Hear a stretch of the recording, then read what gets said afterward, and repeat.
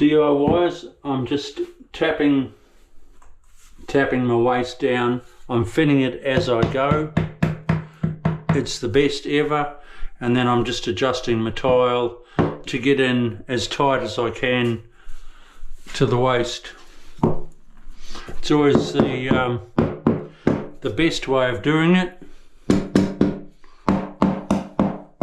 because you get a nice tight fit without chipping your tile. And you're laughing.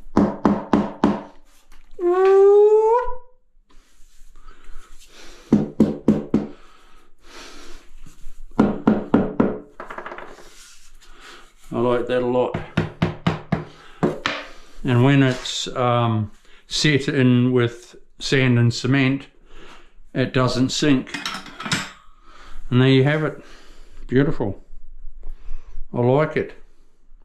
Okay, I'll come back to you soon. Bye.